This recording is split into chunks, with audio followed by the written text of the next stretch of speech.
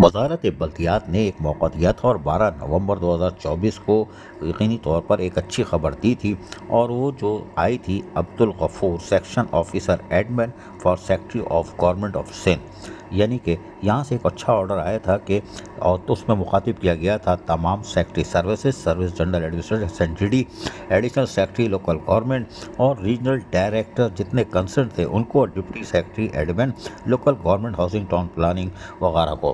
हैरान कन तौर पर ये लेटर बड़ा अच्छा था, क्योंकि इसके अंदर बाकायदा जो कहा गया था कि promotion from the post of junior colour PS11 से पोस्ट ऑफ सीनियर कलर 14, और ग्रेड 1-4 के जो जूनियर कलर थे उनके लिए भी कहा था कि BS11 सिविल सर्वेंट के लिए। और ये लेटर जारी हुआ, इसके अंदर वाज़ेह तौर पर तमाम चीज़ें बता दी गई थी कि ये होगा, और इसके लिए मीटिंग कॉल की गई थी 15 नवंबर को 2:30 बजे रूम कमेटी नंबर 1 और बिल्डिंग और फला फला। और इस लेटर के बाद यकीनी तौर पर फिर इजलास भी हो गया। हमारे ज़राए के मुताबिक 5 डिवीज़न जो हैदराबाद छोड़ दें आप, सक्कर, लाड़काना, शहीद बेनज़ीराबाद, मीरपुर ख़ास, कराची डिवीज़न, इनके लोगों के तो प्रमोशन तरक्याँ हो गई, लेकिन हैदराबाद में नहीं हो सकी।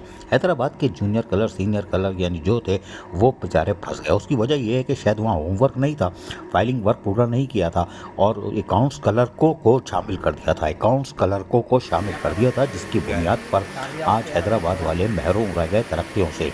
क्या additional chief secretary local government, क्या फिर जिन्होंने ऑर्डर निकाला था Abdul Ghafoor Pitafi section officer admin government of Sindh secretary, notice लेंगे कि हैदराबाद वाले क्या कर रहे हैं?